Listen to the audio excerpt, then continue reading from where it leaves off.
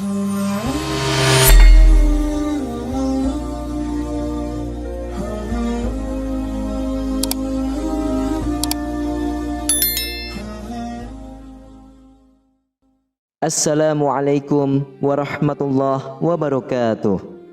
Innal hamdalillah nahmaduhu wa nusalli wa nusallimu ala rasulihil karim. Ashhadu an la ilaha illallah wa ashhadu anna Muhammadan abduhu wa rasuluh. Allahumma salli ala sayyidina Muhammad wa ala ali sayyidina Muhammad. Amma ba'd.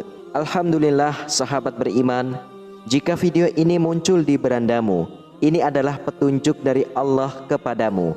Setidaknya sempatkanlah menulis sholawat kepada Nabi Muhammad SAW di kolom komentar.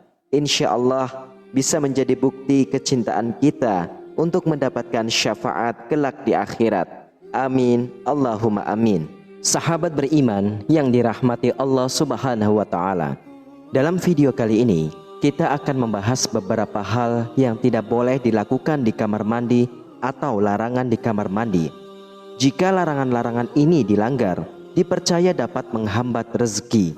Jadi, larangan apa sajakah itu? Silakan tonton video ini sampai selesai agar semua informasi yang kami berikan tidak menjadi salah paham dalam ingatan kalian. Terima kasih. Tahukah Anda bahwa di dalam rumah kita terdapat 4 faktor utama yang sangat berpengaruh terhadap kelancaran rezeki yang akan kita terima? 4 faktor utama tersebut adalah pintu utama rumah, dapur, kamar tidur, dan yang tak kalah pentingnya adalah kamar mandi. Berbeda dengan pintu utama rumah yang menjadi sarana masuknya energi, kamar mandi adalah tempat keluarnya energi dari dalam rumah. Bahkan kamar mandi juga dipercaya sebagai sumber energi yin atau energi dingin yang dapat mengundang berbagai hal negatif. Berikut ini adalah beberapa larangan di kamar mandi yang dapat menghambat rezeki jika dilanggar. Larangan pertama adalah jangan biarkan keran air yang bocor. Jika ada air yang terus menetes atau merembes di kamar mandi, entah dari keran yang rusak, ember yang berlubang, atau bak mandi yang retak, segeralah diperbaiki. Menurut orang tua zaman dulu, air yang menetes di kamar mandi adalah simbol rezeki yang terus habis dan tidak terkumpul. Anda akan selalu dihadapkan dengan situasi yang membutuhkan pengeluaran uang, seperti banyaknya undangan, barang-barang yang rusak yang perlu diperbaiki, dan lain-lain. Larangan kedua adalah jangan biarkan kamar mandi selalu dalam keadaan gelap. Kamar mandi yang baik harus mendapatkan penerangan dari sinar matahari di siang hari dan cahaya lampu di malam hari. Intinya, usahakan agar kamar mandi selalu terang. Kamar mandi dengan energi dan aura dingin akan menjadi tempat berkumpulnya entitas negatif jika dibiarkan gelap, menyebabkan Anda mudah sakit, malas, dan tidak produktif. Larangan ketiga adalah jangan bersiul atau bernyanyi di dalam kamar mandi, terutama pada malam hari. Bersiul atau bernyanyi di kamar mandi dipercaya dapat mengundang makhluk halus karena kamar mandi adalah tempat bagi setan dan jin negatif. Secara medis, bersiul atau bernyanyi di kamar mandi juga memiliki efektif negatif karena Anda akan menghirup banyak bakteri dan virus yang dapat membuat Anda mudah sakit dan mengganggu pekerjaan. Larangan keempat adalah jangan menyimpan tempat sabun, sampo, dan sejenisnya yang sudah habis. Banyak orang yang malas membuang wadah perlengkapan mandi yang sudah habis, sehingga kamar mandi penuh dengan plastik ataupun wadah kosong yang tidak berguna. Secara sekilas, hal ini mungkin tampak biasa saja, namun secara energi, barang-barang yang tidak berguna tersebut sebenarnya adalah sampah yang dapat menghambat aliran rezeki Anda. Larangan kelima adalah jangan membuat kamar mandi dengan pintu yang terlihat dari tempat tidur atau ruang tamu. Jika rumah Anda memiliki kamar mandi dalam, perhatikanlah posisi pintunya. Pintu kamar mandi yang terlihat dari tempat tidur dipercaya dapat memberikan energi buruk bagi orang yang tidur di kamar tersebut, menyebabkan kondisi tubuh yang selalu sakit-sakitan. Jika pintu kamar mandi terlihat dari ruang tamu, konon hal tersebut dapat menolak rezeki yang datang dan membuat orang yang datang ke rumah kita memiliki niat buruk, seperti meminjam uang tanpa berniat mengembalikannya. Jika posisi pintu sudah demikian, cara mengatasinya adalah dengan memberi penyekat ruangan sehingga pintu kamar mandi tidak terlihat. Larangan keenam adalah jangan menggantungkan cermin di tempat yang bisa memantulkan bayangan toilet.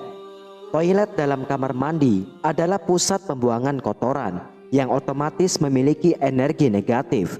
Jika ada cermin yang memantulkan bayangan toilet, energi negatif tersebut akan menjadi 2 kali lipat. Hal ini tentu tidak baik bagi keberuntungan Anda, bahkan dapat melipat gandakan kesialan. Posisi cermin juga sebaliknya tidak terlalu tinggi, karena cermin yang hanya memantulkan bayangan dari leher ke atas dipercaya membawa nasib buruk. Selain itu, cermin sebaiknya tidak berhadapan dengan cermin lain atau permukaan yang dapat memantulkan bayangannya, karena dapat menciptakan portal ke dimensi alam gaib. Larangan ketujuh adalah jangan meletakkan benda-benda yang berbau agama atau spiritual di kamar mandi. Meskipun kamar mandi tampak bersih, sebenarnya tempat tersebut penuh dengan najis dan kotoran.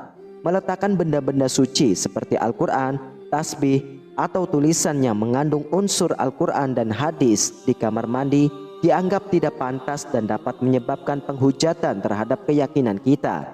Bahkan bisa saja menyebabkan kualat sepanjang hidup.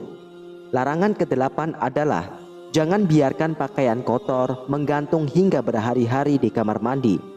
Kebiasaan ini selain menjadikan pakaian sarang nyamuk, juga membuatnya menjadi tempat favorit bagi setan dan jin. Makhluk-makhluk tersebut menyukai benda yang bentuknya menyerupai manusia, seperti patung, boneka, lukisan, dan pakaian kotor yang digantung.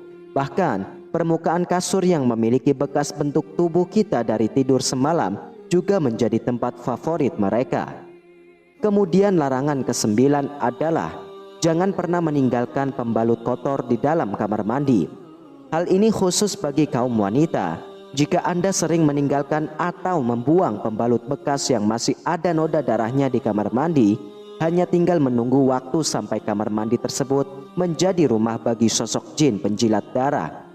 Sosok jin ini biasanya berbentuk kuntilanak atau pria dengan lidah yang panjang.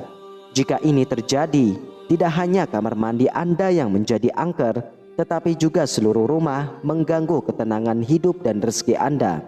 Demikianlah ulasan kita pada video kali ini mengenai 9 larangan atau hal yang tidak boleh dilakukan di dalam kamar mandi.